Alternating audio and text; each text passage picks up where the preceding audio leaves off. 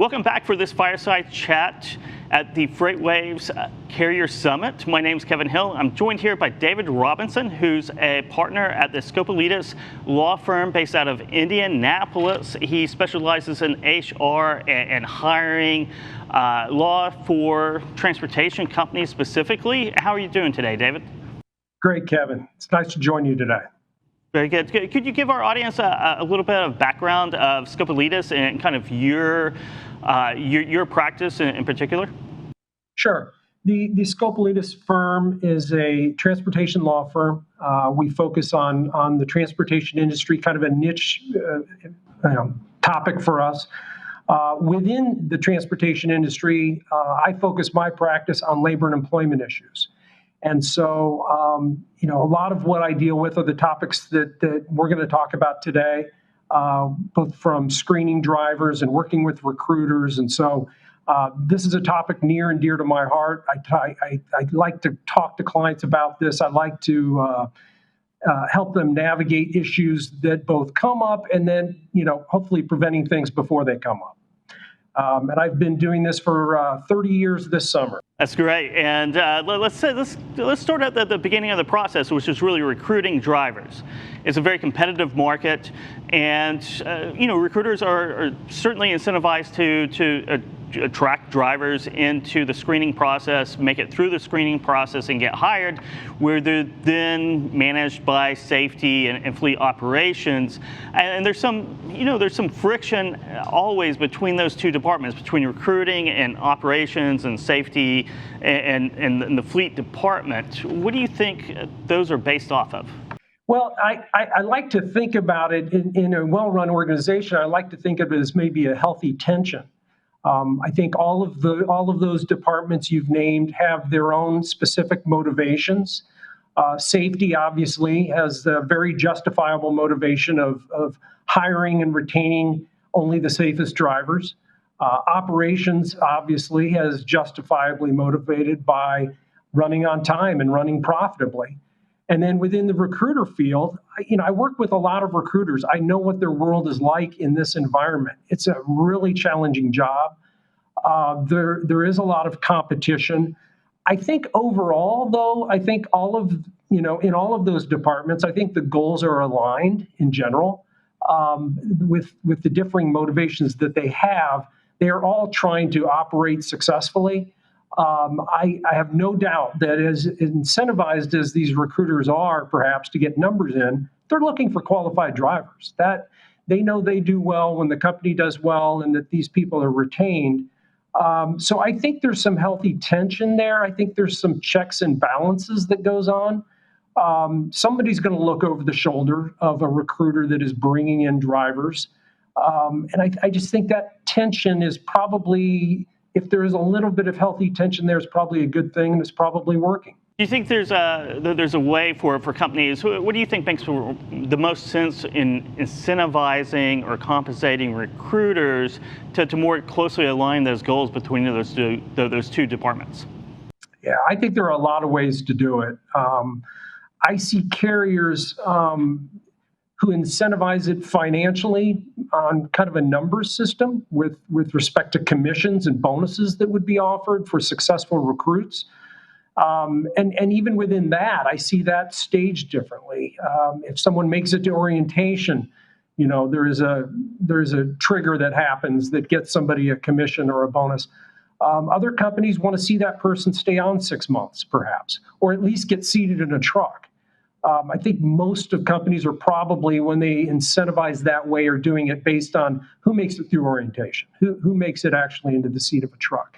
Obviously, a commission can be motivating for people. That gets people out there. They want their numbers to look good. And in this extremely challenging recruiting environment, that can get some pretty motivated people out there working on your behalf and bringing in drivers. So that's one way I see people doing it. I think if you're going to be doing it that way, you ought to be separating perhaps your recruiting function from the screening function. There should be a separation. There should be perhaps, and this is what I usually see, is a safety representative then takes the recruit and fully screens them for safety purposes. I think the recruiters who are incentivized that way know that there are certain minimum qualifications that have to be met. But beyond that, there is some separate arm that is actually handling the full screening.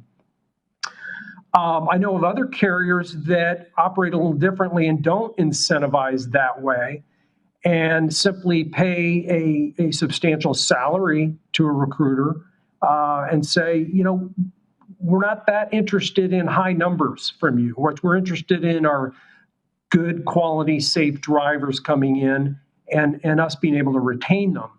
And in that kind of setting, you might have your recruiters doing more screening because they know that their financial outcome is not dependent on this person just making it into the seat of a truck. And after that, I'm not worried because I've hit my bonus. And so I think both ways are fine and healthy, but I think if you're going to do a commission, a profit, a incentive to get them out there, my recommendation would be to kind of separate the screening and have a full screening done by somebody in safety after the initial recruitment. Yeah, I agree. And certainly on a compensation plan, being around sales and bonuses and commissions, most of my life, there is no great, perfect compensation plan for commissions. There's always a give and take in there somewhere. There certainly is. Moving on to screening. So when we talk about screening, there's some formalities that go in there which have a lot of gray areas. And it's hard to adhere to all these regulatory issues. Some are local, some are state, some are federal. But if we look at specifically background checks right now, what do you see most carriers, what do they really need to look out for? Well, it's certainly a hot topic right now in our world. Certainly takes up a lot of my time is non-compliance with the Fair Credit Reporting Act.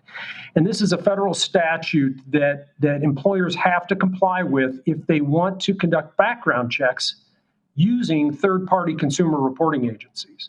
And so if you're going to use one of these companies to get a background check, like a criminal history report or an MV, a record of their MVRs, you have to comply with the Fair Credit Reporting Act, and it's a really very technical statute that is hard to comply with. What aren't trucking companies doing right and carriers doing right in this process? Two big mistakes that we see, and these are the two big requirements of the statute. As an industry, historically, we've been pretty bad at this, in my opinion. On the front end of the hiring process, when you have an applicant in front of you and they're applying, you have to use a compliant disclosure form that discloses that you're going to go get a background check using a third-party consumer reporting agency, and you have to get their written authorization to do that.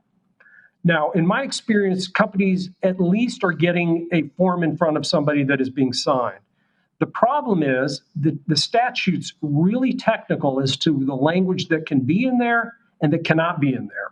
And so the first count we see in these lawsuits, these class action lawsuits that are filed, are that a company is either not using a disclosure and authorization form on the front end, or it's using one that has language in it that invalidates it. And as I said, I review a lot of these, and we're not getting that part right. That brings up the question, do most carriers use a third-party vendor to kind of facilitate that documentation? Yeah. In my experience, it's just too time intensive to have your own staff on hand in your screening department perform these kind of checks. That the system is slick enough now and it's cost effective enough now with these companies that that's what everybody's doing. It's kind of strange a little bit that the vendors don't have the regulations right, because that's kind of what their business is all about, right? Right, they did, and understand that statute puts lots of requirements on those vendors also, separate requirements as consumer reporting agencies that are on them. As a whole, we're all getting better at this. These lawsuits have highlighted that you better be getting this part right. So that's kind of the front end thing we're not getting right. On the back end is when you make a decision not to hire somebody, and that decision is based in whole or in part on that consumer report that you got, then there is an adverse action notice process that has to happen. You need to make written notice to these applicants that we've made a preliminary decision. We're not going to hire you based on information in the consumer report. If you have any additional information you want us to consider, let us know. And then send out a second letter that is a final. As an industry, we have been horrible on the back end requirement. And so that's the second count we see in these lawsuits. We're defending lots of these right now. I urge all carriers, and I have for years actually, I've been urging all carriers to take a second look at their Fair Credit Reporting Act compliance protocol. Make sure you have the front end and the back end requirements fulfilled. And you highlighted this yesterday in our conversation about the agility tests that are giving pre-employment, and how sometimes those, not the same vendors, but other vendors who do those tests kind of cross into measurements like blood pressure, heart rate, which are, based on the ADA, something completely different. There's good value in an agility test. And when I say agility test, let me explain what I mean. It's not what we think of as an agility test. It is really movements that mimic the job, and it may be actually putting a tarp up onto a flatbed, or it may be lifting a weight that mimics that movement. And so you're just trying to see that they can do the things that they need to do, climbing in and out of the truck, those kinds of tasks. If it's a true agility test where you're just seeing if they can do tasks, that's not a medical exam. You can conduct an agility test either on a pre-offer or on a post-offer basis. So those are a fairly easy analysis. But as you mentioned, there are a lot of good vendors out there who are designing these tests, and there's a lot of science behind, here are the tasks you should do for this job. They have occupational, therapists forming these tasks, and there's a lot of thought and science put into it. The problem is when you contract with them to conduct that screening, they naturally want to make sure people are safe to do the agility test, and they may take heart rate measurements and blood pressure readings before and after the agility test. And when you do those things, you cross the line, and that becomes a medical exam. And so then the ADA kicks in. And at that point, you can only do a medical exam after a conditional offer of employment has been given. And so what I've been urging employers to do is take a close look at your agility test. If you're not sure, talk to your vendor. Talk to the folks who are conducting the test and find out if these kind of physical measurements are being taken. And then you may need to make a decision on whether to move that to a post-offer basis. But we're seeing a lot of that because these agility tests are useful. You just need to make sure you're handling them at the right spot in the process.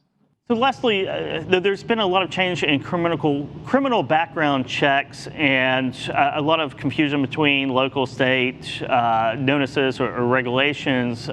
What should carriers know about conducting those tests? Yeah, so criminal history is a frequent factor in hiring programs, and I recommend that it be a factor. What we've seen over the past 10 years or so is this mosaic of laws across the country. Some of them are local and city. Some of them are state. We now have about 17 or 18 states that have statewide ban the box laws. And so let's talk about ban the box laws for a minute. I can explain what that means and the origin of that term. These are states that have enacted a statute that said private employers cannot have a box on their application that asks about criminal history in the initial application. And so in those states, employers are removing the criminal history box from their application and moving it to a stage later in the process, because these statutes allow you to ask it. They just require that it be after, they're usually phrased as after an interview or after a conditional offer of employment. And so for employers who are just in those states, it's pretty easy. You comply with that statute and you're okay. But for national employers, like a lot of carriers, a lot of transportation companies have terminals in many locations, hire drivers from many, many different states. It's really hard to navigate this mosaic of laws that's out there. And and decide, I'm going to ask that question for candidates from this state, but I'm not going to ask it for candidates from this state. And 2 months from now, another state will enact a statute. So it's really hard. And what I'm finding is that most of my clients who are national employers, who have a wide sweep of who they're hiring from, states they're hiring from, they've made the decision to simply remove this from their application, their initial application altogether, and move it to a point later in the process to avoid the problem and not navigate it on a case-by-case basis. So, take a look at your applications, take a look at the states you're drawing applicants from, and make sure you don't run any ban the box violations for those states. Yeah, regulatory and legal issues are always a minefield in trucking, and logistics and HR is one of those minefields, and it's hard to navigate. Thank you very much for your time, David, and stay tuned for our next session. Hey, I enjoyed it. These are fun topics. I appreciate your time. Thank you very much, David.